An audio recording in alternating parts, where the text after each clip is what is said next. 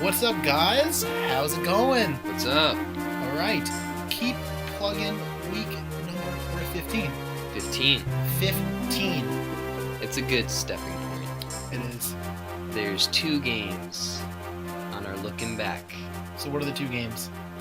The Zelda Oracle games. Oracle of Ages and Oracle of Seasons. Wait, we're talking about Zelda on this podcast? Yeah, right? What? Okay, but seriously? Well, this one, just to give the date, May 14th, 2001. Mm-hmm. And that's actually going to be Mother's Day. That is. That's right. But anyway, the Oracle games are great. Some of the best 2D Zelda games, I'd say. And that was right after, in terms of the handhelds, Link's Awakening was a pretty great, that was when they designed the first handheld Zelda game, and this was now moving on with the concept, so I think that worked really well. And of course they did the double release. And you said you played Ages? I played Ages, you played Seasons. Yeah. I never finished the 2 of them, but I played through Seasons. You played through Seasons. I played about half of Ages. I actually, just not to date myself too much, but I rented it from Blockbuster Video when I was like 8 years old. It was like one of the first. I remember it was that and like Pokemon Crystal were like 2 of the first Game Boy games I ever rented. Because remember it was a big deal. Like they didn't do Game Boy games at Blockbuster, then they did. I remember there was a commercial with Pikachu going to this might not be real, but I'm pretty sure there was a commercial with Pikachu going to a Blockbuster. I really hope that is real. We got to look for that.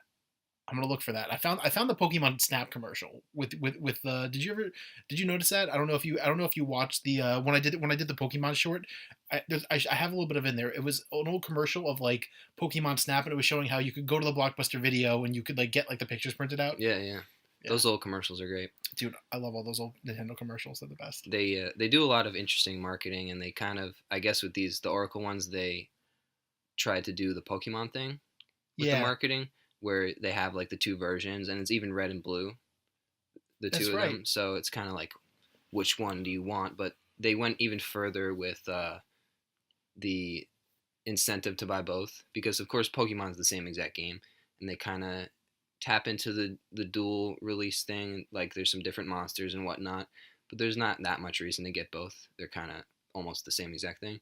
But these were more of a bigger concept, and they're 2 different games, and they also connect to become one very long game. They're kind of 2 halves of a very intertwined story, and there's a really cool story behind why that is. We're going to get into that a little bit later, but remember, because again, I played through a little bit less of the game than you did, and you're in general kind of more the Zelda historian out of the 2 of us, but they are 2 separate stories that are very similar, and they are interconnected. There is actually an element of it where you could play.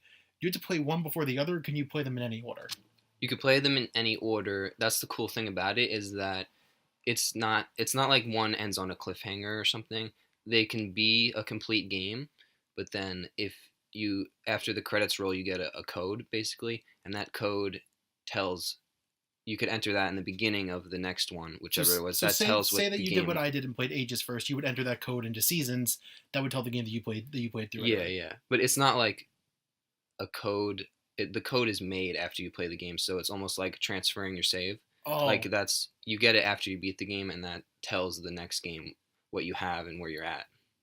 So cool. So they connect in a way where it's not, like I said, it's not like a cliffhanger in the story. It's more like you get that secret ending if you play through both. So it's more like an extra thing is added on the end of it. So you don't know you're missing something until you get it.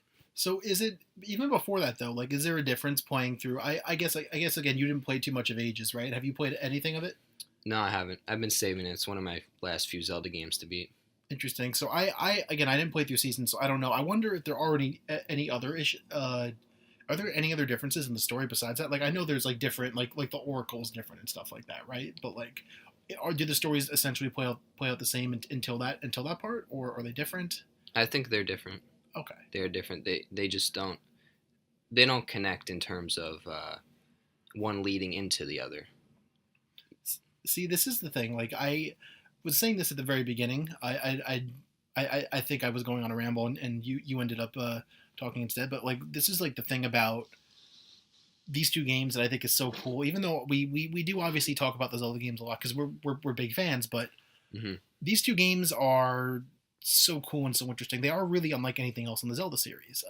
Yeah. Kind of like they do kind of work as like successors to Link's Awakening, because Link's Awakening is also such an underappreciated, interesting little Zelda game, and some people would say it's probably even like one of the most underappreciated games in the series. But these games are so ambitious in what they did and what they tried. I mean, because like you said, like they took the idea of what Pokemon did, but they did it so much more interesting and so much. Even now, Pokemon games don't quote go as in depth as these two games did with the interconnectivity, and Not even a little. not even a little. No, and don't get me wrong. I mean, we love Pokemon, and there is reasons to play through the different versions, but they're more again like they're more about what monsters you can get. And I think starting Pokemon changed, right, with some of them too, or not even, right? Not even. Yeah. But yeah, Well, they actually, in terms of the ambition of the project, they started out even more ambitious because it was supposed to be like a Triforce trilogy that's right. of the like Wisdom, Power, and Courage games, all three existing, Mhm. and they would. I've read development stories or interviews where they basically say it was too complicated, and they couldn't get the code system with the intertwined stories and endings to actually work through all three. I mean, I haven't thought about it, and I'm sure it's really difficult to design even one game. But it'd be cool maybe if they went back to that concept and did the full trilogy. But maybe it'd be even harder nowadays since they can't just do like pixel art. They'd have to make three Well, Link Between Worlds or something. they would have to basically make either three Link Between Worlds, or they'd have to do like an enhanced port of the games, like or like would they just develop them as like Game Boy Advance games? Can you even do that? Like, does that technology? I'm sure somewhere they could develop a game to look like that, but like, I mean, developing a game using modern tech to look like an old school pixelated game is still a challenging concept. You know, it's not like an Yeah. easy thing. Although in general, I kind of want them to lean that way after Breath of the Wild. Do maybe just a pixel aesthetic, It could old be a school Zelda. That's a really cool, interesting way to subvert expectations post Breath of the Wild. And if they do the Oracle concept again, that could be another level of making it feel fresh again. Going back to that. I wouldn't mind if they even just did like the two enhanced remakes, and even if they were only like for the 3DS, because again, the we as we were talking about last week, new 2DS is out. There's still some meat left in that system. I wouldn't mind those as 2DS 3DS games that come out. They do two enhanced remakes and they complete the trilogy. But I do think that that happened early enough in development that like I don't know. I can't say playing through the bit that I did of Ages that the game feels like it's missing a third part. But I don't know. Do you feel like there is a kind of a hole in there still? Oh no, I think the content is very substantial, and like I said, they also stand alone as Yeah. two full featured games, and the mechanics are great. Again, I only played Seasons, but now when you get the Rod of Seasons or whatever it's called, and that's an awesome mechanic I love in any game, which is just changing dimensions basically. So you're changing the season from winter is snowy and Yeah. spring is not, and summer has like potholes or whatever. Like each season has its own environmental status. So you're basically using the rod. You find stumps. I think you have to find a stump and change the season, and that's how you do puzzles. It's like an alternate dimension shifting kind of thing. It's such an interesting concept too. With the I didn't get the it's is it the Rod of Ages or is it something else in the game? I don't know if I played through far enough to get that. Um, I mean, it's the main mechanic of the game. I don't think you have to get that far. She probably saw it, I probably did. but I don't remember that. No. I think it works pretty similarly. Although I do think it's just obviously like it's playing with time again, like Ocarina. It has a similar hook to it. It is, yeah. And I think this is said in the marketing, but like Seasons is more puzzle based. I think I I'm Yeah. I'm forgetting which is which, but one is focused on puzzles, one is focused on combat. I didn't know that they did that. That's really cool too. That's an interesting thing that like they weren't just like uh, Ages is the puzzle one, I think. Because oh I wow. remember thinking when I started Seasons or was picking which one to start with, I was like, I've heard Seasons is the combat one, and I'm probably gonna like the puzzle one better, so I decided to save Ages for last. Oh, okay. Because I know you're more of a puzzle guy, so I would have thought if anything you played Ages first. So that would make sense too. Because when I played them, I was a very little kid, and I do remember sometimes having issues with the puzzle aspects. So I would believe that you're correct on that one. That Ages is more of a Yeah. puzzle focused. I wanna finish playing through Ages and do a seasons playthrough because like those are now that I'm nearing the end on Breath. I really do kind of want to go back and I think even more so. Like I mean I do want to eventually get back and finish Twilight Princess and like play some more of the 3D Zeldas, but I wouldn't mind maybe going a little bit further back and focusing on the older Zeldas. On the subject of marketing, I'm just remembering something now. Do you remember like the commercial for these games? For these specifically, I don't remember. It was a crazy. I swear to God, this is a real commercial. So it was like this kid on the subway, and like this old wizard dude comes up to him, and he's like, "You are the chosen one. We have." And then like he sees like it's like a American actress in cosplay as a well not I guess not cosplay. She's like an actress in costume, but as Princess Zelda, and she's like, help, and she's like this like blinding light in the subway, and he's like, she's waiting for you, will you help her? And then like he like looks and like they both disappear, and like he has his Game Boy in his hands, and it's playing the game, and it was like The Legend of Zelda, Oracle of Ages, Oracle of Seasons. I remember I saw that as a kid, and I was like, I have to play this game. I have to play this game because oh man, I don't think I've ever talked about this too, but especially with Ocarina, like I remember everyone I was friends with as a kid. As I've said many times, I didn't get consoles at that time. Everyone I knew was playing fucking Ocarina though, and I was so upset. And Yeah. I was like, okay, I get a Zelda on my Game Boy at least. Good, and I'm very happy, bud. Good memories. So Yeah. yeah, we also wanted to do an extra special thing this week for the developer of this game. Yes, we We did. started like want to give some more shout outs to the directors and makers of the games we love. So we looked into the Oracle games, and Hidemaru Fujibayashi is the Fujibayashi, director. and you might be familiar with the name. Fujibayashi-san has actually become a very important figure in the Zelda game series, but to go into more detail about his history, he started out actually, and believe it or not, this is 100% true. He was a haunted house like production designer in Japan. So he would literally like haunted attractions, like you know, like you go like the ones you go into at Halloween. He was the one who like helped make those sets and all that stuff, which is amazing. First off, I love that, especially Japanese I haunted want to see houses. those. They're probably dope. Oh, dude, I wonder Japanese. if those are around to witness the Fujibayashi haunted rides. He did that. He actually saw, I believe, in a magazine or a newspaper, an advertisement for a game company that was hiring, and he was enthralled by the idea that you had to submit examples of your work to get into this. He just loved the idea that like people cared about your work. I mean, I could imagine too if you're in that environment, like working for a haunted house, like they maybe don't value your work, you know. So I that's And more he's me probably an artist who puts himself into it. exactly, He and wants that appreciation. exactly, and I mean that part's a little bit more us speculating, but I can imagine that's 100% true. Um, so he did this, and And the game company was we don't know if for a fact that was Capcom or not, but okay. later the article I read on Wikipedia, at least it was a cited article, didn't go into exact details about whether or not that was his position at Capcom, but later on he did end up at Capcom. He developed a couple little PlayStation games. One of them I believe was a Sudoku game, which I feel like almost every Japanese developer starts off making a Sudoku Yeah, game at some just point. simple like puzzle games for Japan PlayStation. He worked on Magical Tetris Challenge. Is that the American name of it? That is, yeah, and that's basically Mickey's Tetris, Yeah, it's weird because I thought in America it was called Mickey's Tetris for the longest time, but it's not and actually. that was N64, right? That was an N64 game. So Yes. he made that for N64 through Capcom, and that was like his first real game. Yes, and obviously that game was a Capcom game that was published by Nintendo. Capcom and Nintendo had a little bit of a working relationship in the late '90s.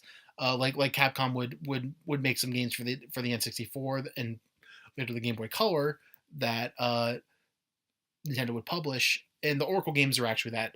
Fun fact: I feel like a lot of people now in like this in like our generation and maybe even younger don't know that, but Oracles of Ages and Oracle of Seasons, as well as the Minish Cap, which is my first Zelda game and always one of my favorites, were actually all developed by Capcom, and more specifically, they were directed, and the scenario was written and they were coordinated by Fujibayashi-san. Fujibayashi, yeah. Fujibayashi. My apologies.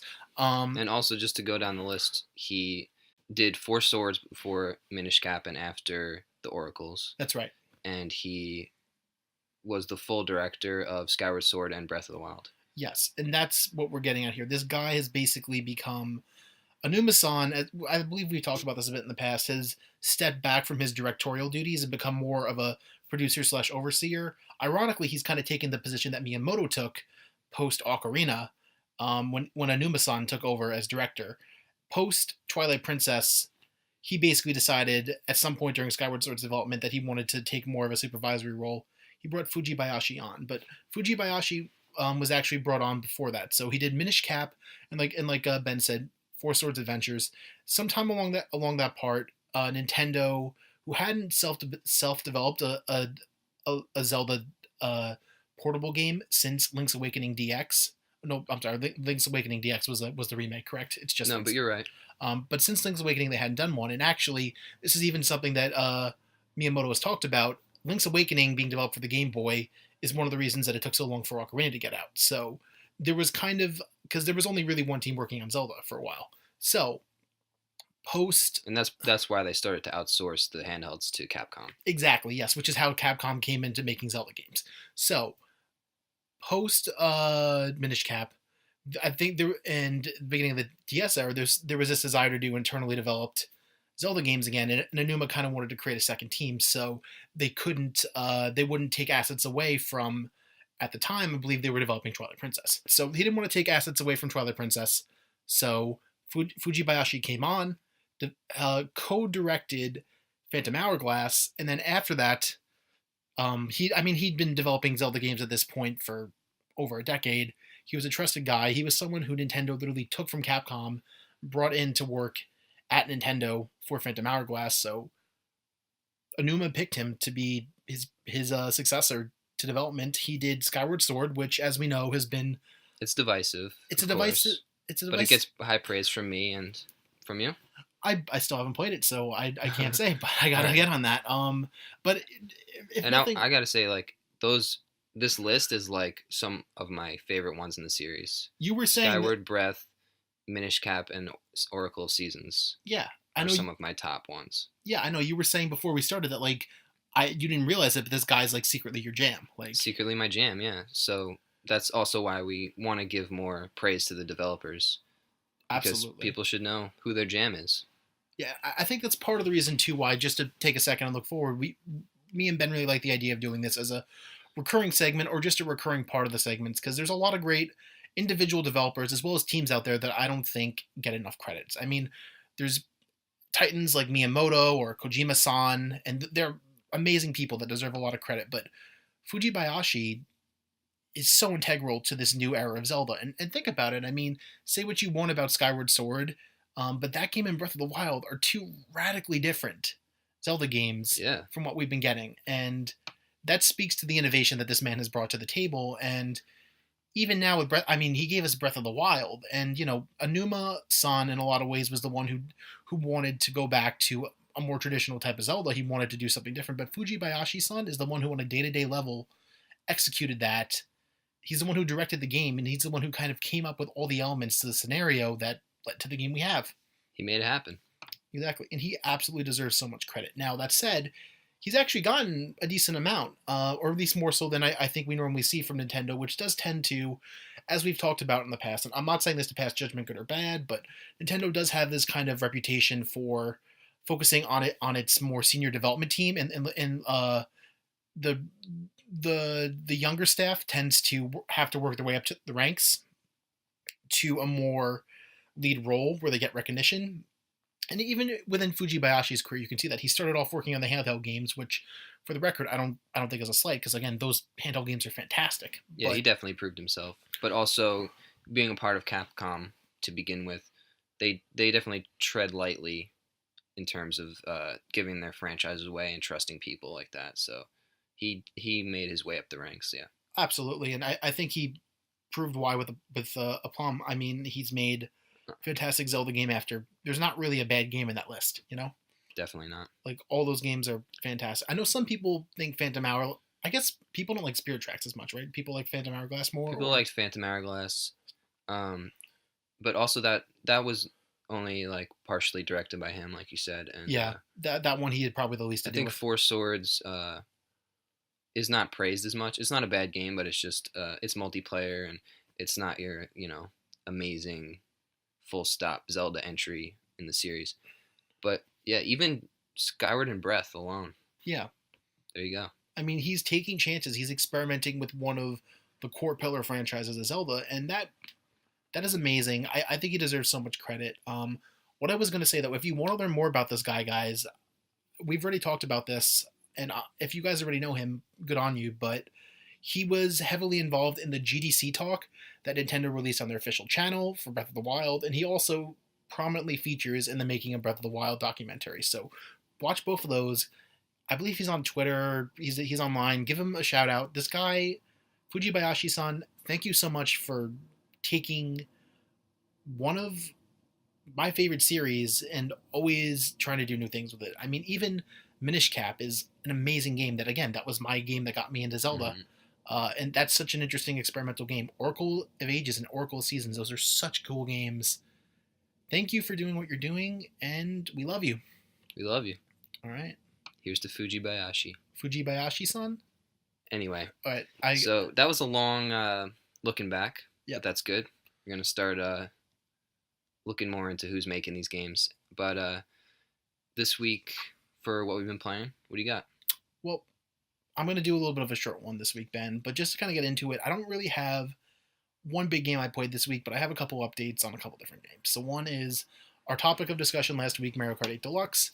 But continuing to go through it, I talked about this last week. I've never really done a 150cc. I played through the whole thing.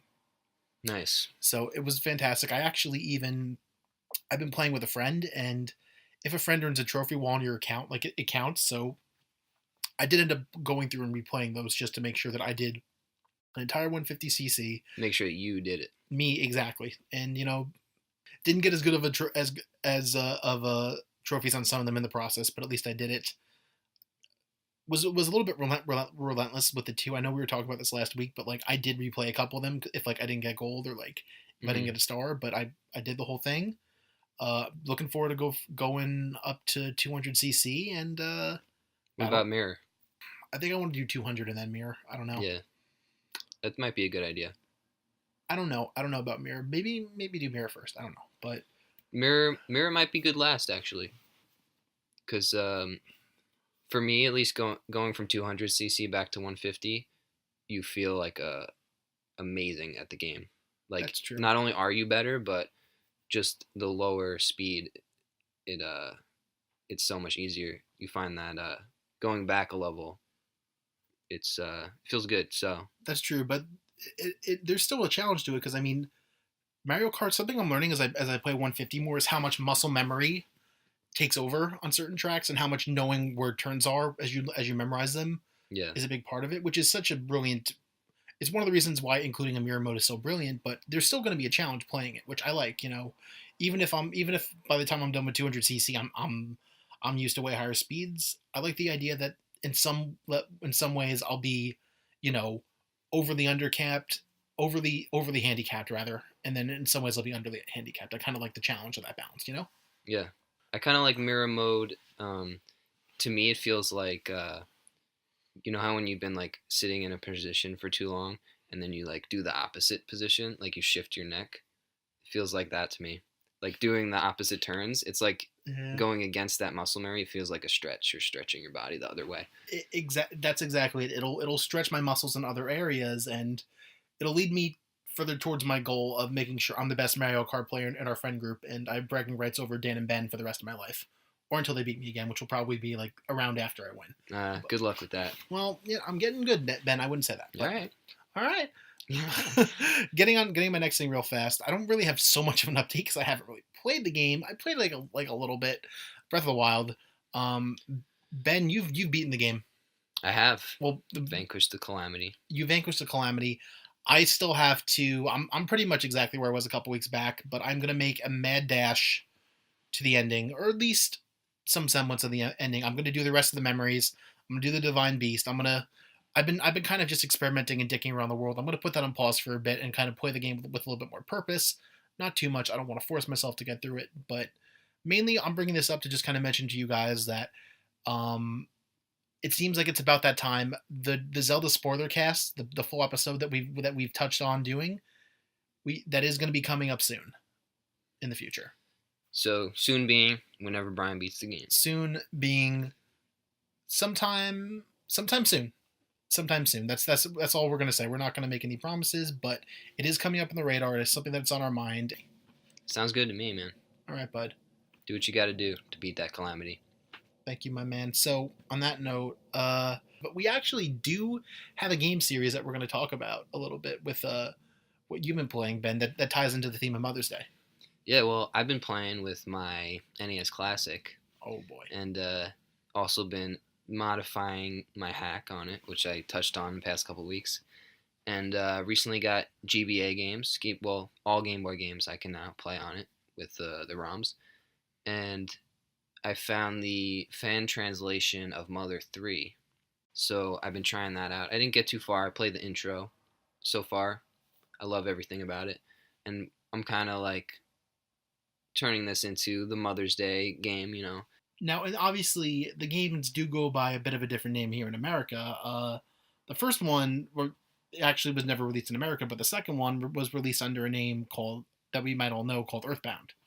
And yeah, if I could just do a brief history of like there's 3 games in the series, amazing trilogy. The first one was officially translated Mm-hmm. into English fully, ready to be released, but then they just didn't release it. I think maybe it was like near the end of the NES lifespan, and it just wasn't Yeah. really viable. They decided not to for whatever reason. They were Nintendo was focusing on the SNES, I believe, right? Yeah, probably. Yeah. And but that's the thing is like it's a little weird because they had it done. It's not like they had to translate it. It was ready to go. But it was just like a business decision. yeah, they were just like, nah, forget that. We're moving on. Correct me if I'm wrong? I know Star Tropics came out and that game wasn't like very successful, right? Or was Star Tropics successful? Does that have something to do with it? I don't think so. That was like another like RPG game. That game only came out in America, ironically. No, I'm not sure about that, but I don't know if it did or didn't. Maybe that game was successful. I might be talking my ass there, but I'm sorry. Please keep going, Ben. yeah, so second game obviously Mother 2 is Earthbound that came out in America. At the time wasn't very successful. You always hear stories of it. It was in the bargain bin at the Wiz or whatever was around back then. I think it only sold something like 140,000 copies in America or something. So it's really rare today. They didn't print very many of them, and it's become a cult classic. So the demand for it has gone up. Yeah, it was something of like a lost gem in the Yeah, in Nintendo's a lost America, gem. because like you said, you couldn't get the SNES version for the longest time. Yeah, a lot of people, most people know the story of Earthbound by now, but after that was Mother 3, which was never translated or released, just a Japanese Game Boy Advance game. So for many years now, people have wanted that on Wii U, Virtual Console. Now there's always rumors Switch every time there's an announcement coming from Nintendo. Oh, speculation, Mother 3 dropping, but it never does. And over the years, fans have translated it, and it's a very faithful, from what I played. Well, I guess I don't know how faithful it is, but from what I played, it seems professional, and it's got that quirky humor Earthbound has, and it seems like a very loving translation. I'm sure many of the people poured over it. If I remember, there was a lot of man hours I went into it, and at least from what I know from its reputation online, it is considered a very well done and very well received fan translation of a game. Yeah. And then just to kind of back up for a second, I know that official translation that Nintendo did eventually found its way online, correct? For Mother 1. For Mother 1, the original game Mother, which eventually just found its way online because it was done. And I actually have a reproduction NES cart, so I could play it on my NES. And eventually, Nintendo was like, we have it finished. Let's just release it and make some money. So they released it on Wii U, actually, like a year and a half, 2 years after they finally released Earthbound. Which was in 2013, correct? Which was 2013 was Earthbound, and 2015 was Beginnings. Earthbound Beginnings was the name that they released the game under. Yeah. In America. Instead of Mother. So you got to assume if they ever do Mother 3, maybe they'll call it Earthbound Endings. That sounds kind of dumb, but I'm still hoping they'll finally do the official trilogy, maybe like a Switch trilogy release. the Earthbound series, America. See, that's what I think. That's If wishful thinking. I think if anything, that would be the way that they do it. Actually, it'll probably be a virtual console release, but I could see them maybe doing individuals, and then maybe they do like a bundle physical, or they just do it all digital, like the Earthbound trilogy and Yeah, Earthbound Endings would be a really good name for it, especially beginnings endings. you think? I think so, but I mean, well, then that's the thing. If they call it endings, do they want to call it that to imply that they're never going to do another game again? Does that I make? think they've already decided that Yeah, it's a trilogy and it's done. It's a pretty concise story, and also I don't think they would do one without Shigesato Itoi, and he's who not with Nintendo anymore, right? he's he may work with them once in a while for like Smash Bros or whatever, Mm-hmm. his characters. But no, he doesn't really make games. He does a lot of cool creative things. He has like a website and a blog, and he makes these cool notebooks. I think he has like his own company, and he makes just cool Japanese like Oh, that's cool. notebooks and So like he does like product design now and stuff. yeah, and some of them have Earthbound themes to them. It's cool. I'm not sure what you'd search, but I guess search Shigesato Itoi products maybe. All right, There's awesome. some cool stuff on there, and the Earthbound series. It's called Mother, and I've actually written a piece on Earthbound. It's like one of my favorite games. It's on the Key Pluggin website if you want to look at that. But it's very interesting. Like Itoi, the developer, is very seems like a very emotional, like in tune with his feelings kind of person, and very artistic and goes with how he feels, which comes through in the games because he wants to just connect people, and it's about making a fun game, but it's also I think there's a lot of emotion involved, and so yeah, I was looking at an interview and he said that his inspiration for naming it was the John Lennon song "Mother." And is that Beatles or just John Lennon? I wasn't sure. Mother is just a John Lennon solo song. Yeah, and he was saying it made him cry uncontrollably, so he wanted to put that feeling in the game and get that across to players. And whether that manifests in just the title or a lot of in Earthbound at least, the middle game has tons of Beatles references. I think he was inspired by the Beatles and John Lennon quite a bit. So he basically named the game after the John Lennon song, and yeah, there's many themes about mothers through each game. You start off in your house and you talk to your mom, and she makes you your favorite food and says, "Oh, go put on your clothes. You can't leave in your pajamas." And that's how these games start. And it's a good way to start an adventure, honestly. Waking up as a kid and It's very like comforting. Like there's a yeah, sense of yeah. like you're at home and then you leave home for this like grand adventure kind of. It brings you to a comfortable place. That's a good point. And yeah, like just I was playing Mother 3 and the opening is you're with your Lucas. Most people know Lucas from Smash Bros. Mm-hmm. Well, I would say they know Ness too, right? Ness is a protagonist of Earthbound. Of Earthbound, yeah. Mother 3 is Lucas, and so you go with your brother and your mom, and you're just visiting your grandpa in his cabin, and then you have to go to school or something. But then aliens come, or I think there was just a forest fire, some shit goes down. I'm not sure if it's aliens yet. That was Earthbound. Earthbound had aliens. Yeah, Is it a different antagonist in every game I or know it is a direct sequel, so I'm pretty sure at least the protagonist, if not the aliens, are involved. I mean, not antagonist. Sorry, the protagonist is different. But yeah, you get all these themes about family and mothers, and your dad is never around in Earthbound. Especially, you have to the way you save the game is by calling your dad, and that's the only time you ever have mention of him is him being like, "Oh, be careful out there. You're just like your mom," and then he saves your game for you. so there's an element of like a broken household in the game. A little bit, yeah, and there's this interesting mechanic where you have to actually deal with being homesick, and at certain points in the game it's almost like in other RPGs where you're poisoned. You're like in Pokemon, Oh if yeah. you walk a few steps you're hurt by your poison. It's like once you get homesick you have to call your mom. If you go too long without it, like it'll cripple you. Yeah, it'll tell you, and you have to fix that. And so there's all the it's not like the game isn't about your mom.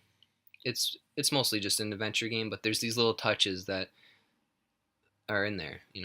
It is very much so about you are it's interesting too because so many, especially so many JRPGs, we play as like young kids or like young adults with like anthropomorphic bodies that like are kind of you know cute, miniaturized. But Hmm. like you play as like young adults or like kids bordering on young adulthood a lot of times in JRPGs, and those elements play into the story sometimes. Particularly, I think, interestingly, like a lot of Square Enix RPGs made in the 2000s post Mother play with that a lot. Like Kingdom Hearts has elements of like missing home, even though your parents don't really ever show up. Hmm. I know Dark Cloud 2, which was a game I played a lot of on my Oh yeah, PlayStation. That game is like a big element of like your mother being missing in it. yeah. Um, it's never like as integral to the gameplay as it is in Earthbound. And I've never played the Earthbound games, but Hmm. they've long been games that have been on my radar. And now that I have a Switch, I hope and pray at least Earthbound and Earthbound Beginnings find their way to the Virtual Console so I can finally get a chance to play through them. But Yeah, at least the ones they've already done. yeah, If we can't get the trilogy or the final game, yeah, at least bring Earthbound over. it is comforting to know that I can get Mother One in Earthbound Mother 2 on ROM worst case, or I could get a repro cart like you have. Uh huh. Um, but hopefully they get an official release because I would happily give Nintendo money to play those games Oh, for sure. I for definitely will give them money again to play those games. for sure. And the element of not having, just one last thing, the element of not having the father be present is very interesting. That also ties into John Lennon because he never knew his father. So I wonder if that was purposefully done. I think if you can extrapolate a connection from those games, it's probably true. There's a lot of inspiration that went into them, and it's not like a Zelda game where it's more in a vacuum. I think they want to have those references and the pop culture ideas, and yeah, there's even Beatles songs. Like some of the 16-bit tracks in the game are based off Beatles songs. They get in trouble for that. I think, well, that I'm not sure how true it is, but some of the rumors why they didn't release Earthbound for so long was Oh, because of some licensing on the music, and I don't know how because true I that could is, just but picture Yoko Ono being like, no, no, no, no, no, no. Uh, uh, it really, well, I don't know. That's not I don't gonna know do how it. distant like those peoples would be, like the Well, Beatles people and the Earthbound people, like, that's true. It would be more Apple, but Apple's very protective of the Beatles recordings. Obviously, I mean, there was oh, they remember. own all that now. Oh yeah, Apple. No, oh no, no, no. Oh no, not that Apple. There's Apple Oh, Music oh, is a there's two Apples. Remember they were there. I think true. they were in a lawsuit for a very long time, which is another reason why. Well, there's also the whole thing of them coming to iTunes is a big hurdle, right? Yeah, and then when it finally happened, it was like they did TV commercials and stuff, and like they had like specially themed like Yeah, Apple iTunes, Apple um, meets Apple. Apple meets Apple. Yeah, it was like a big deal. So I wonder if those rumors, there's any truth to those rumors. I would honestly, just based off what I know from Beatles history, I would say that there's validity to that. But I don't know. Maybe there isn't. Hopefully there isn't, because I hope it doesn't stand in the way of Mother 3 potentially coming out as Earthbound Endings or Earthbound 2 or whatever the fuck they want to call it. But yeah, definitely one of the greatest series in gamings. I know I say that kind of thing a lot, where something is the greatest ever, but it's so like it's to me it's one of those things that's like this might be hard to explain, but you ever get that feeling of like of nostalgia without having experienced it yet? Like I Yeah, put on Mother 3 and I'm like this like or you were saying like how you start out with your mom, it feels comfortable. yeah. There's a comforting feeling to it. And maybe that's on purpose, but it's something that touches me, I guess. I know that just looking from the outside in, there's something that they do seem kind of designed to like capture that feeling of like making you remember what it was like to be a kid and like hitting that Yeah. soft spot that I feel like we all have of like remembering your childhood. And that's what moms are all about. Moms are all about that. So on this night before Mother's Day, I just want to say to all the moms out there, to all the mothers and all the mother games out there, happy Mother's Day.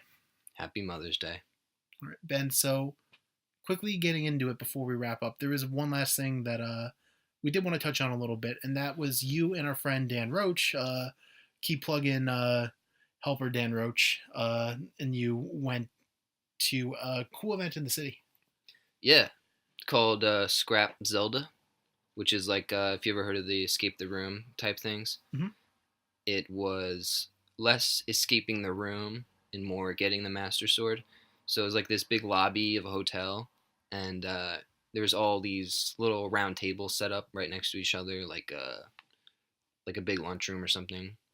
And everyone had a puzzle book at their table, and one of the things was you could only move as a team, so you couldn't have people like scouting out different things and like solving everything separately and coming to reconvene, which I kind of like that part of it.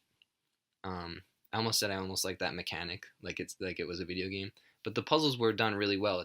It had a lot of these really good aha moments, and the it was my brother and his friend and me and Dan as a team with two random people who turned out to be pretty cool and actually helped us solve some puzzles at crucial moments.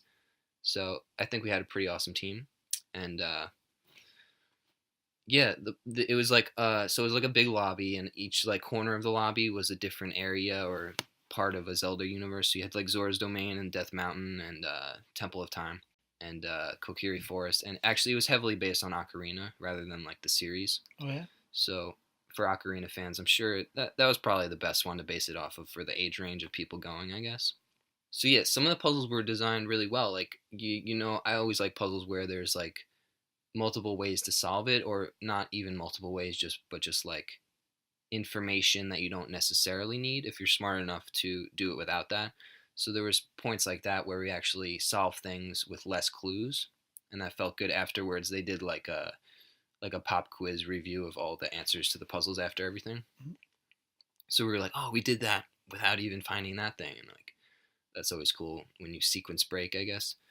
And there was cool stuff like when you walk in, you get a rule sheet, and it's like this nicely laminated rule sheet, but there's this little picture of like grass around, like as a design on the sheet of Zelda grass. And then later on, you don't really notice that, but later on, you get these scissors that have a tag and then say cut the grass, and that's the only clue. So we're like, what's the grass? What do we do? What do we do? Everyone's just looking through. We have tons of paper at this point, and I'm like, oh, there's grass. There's grass on this paper. And then everyone stops for a second. And we're like, wait, are we allowed to cut this? And it's like, because it's like this official rule set, and we're like, Yeah. I don't know if we're allowed. But then someone looked, I think it was Dan, looked into the light or something, or felt it, and there was like something in it. So then I went for it after we decided it was okay, cut through that. And there was a secret code on one side of it and some rupees in the other side of it. That's amazing. Like pretty clever stuff like that. And just, I wonder how long it took them to test it or like figure out how it would go, because I could see. surprisingly, I'm sorry. Keep going. just yeah, it went surprisingly smooth, and we succeeded with about like 10 seconds to a minute left. So like in terms of timing, It's not bad. very few people didn't make it. I know I did escape the room with my job last. Well, my old I before the job I had now, I worked as a tech recruiter in the city for a little bit, and we did that. And our group, we almost did it. We got farther than 75% of the people that did it. Um, that was like amazing. That was like an amazing experience. I love that so much. But I mean, you guys beat it. That's awesome. I know my ex girlfriend's family and her did it when they were on vacation and they beat it too. So maybe it's not. Maybe that guy was just pumping us up. Maybe it is easy. But we also had to carry these two like 17-year-old kids Hmm. who didn't know what they were doing. Yeah, we had a good team, I Yeah, guess. it seems like you had better teammates. 17-year-old kids, I don't know where you are, but I'm still blaming you on that. We had that. It was all you. Yes, I'm still bitter because I'm And a horrible person. yeah, I guess also maybe the regular escape the rooms might be more difficult. I feel like maybe they skewed the Zelda one a little easier, or just Yeah. maybe slightly friendlier. It sounds like it was pretty intense still and like It pretty was well well, designed. it felt like the right amount of challenge, Yeah. but just from what I've heard of escape the rooms, it feels like the other ones feel more impossible. Like you've heard more stories of people having like trouble like beating them, and Yeah, this doesn't quite match that. exactly.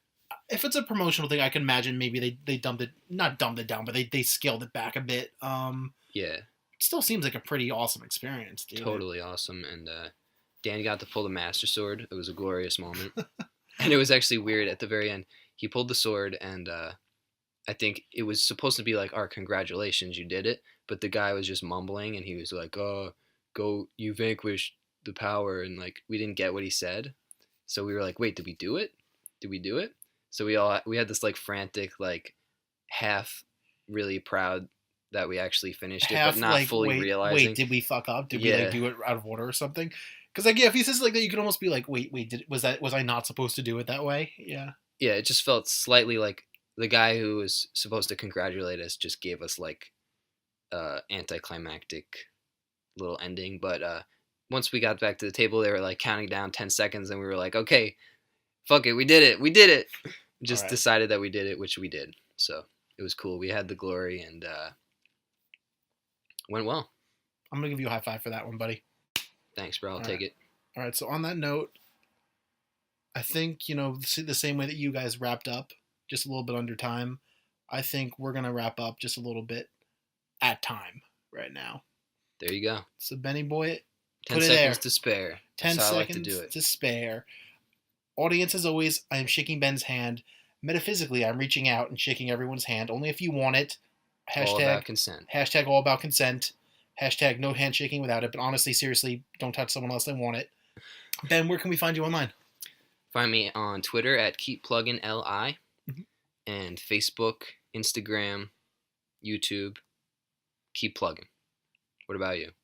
You can find me on Twitter at Hi There Big Fella. I'm starting to think I might change that to something more related to Keep Plugging though, but I'll keep you guys updated on that. But for the moment, at Hi There Big Fella on Twitter. You can find me on Instagram at the_sans_man.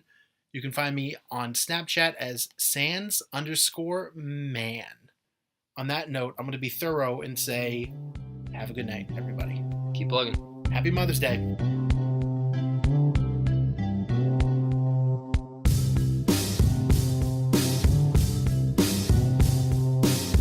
Yeah, we about to do it all over again. Here we go.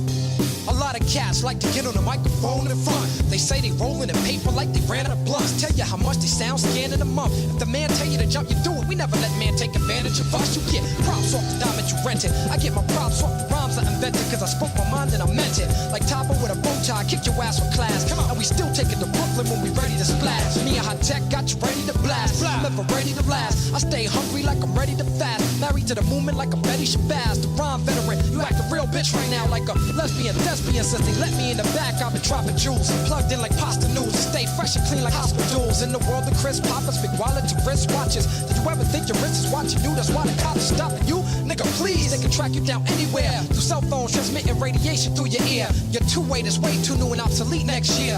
Navigational system show you how to get there. If you ain't think about how you got here, do you know where you are? What happened today? Back in the day, they used to follow the stars. Spill it too much, you gotta catch it in bottles and jars. And make MCs eat their words and swallow their bars. Oh my God. Quality in 'em. Yeah. Come on, most deaf fed. That's what I'm talking about.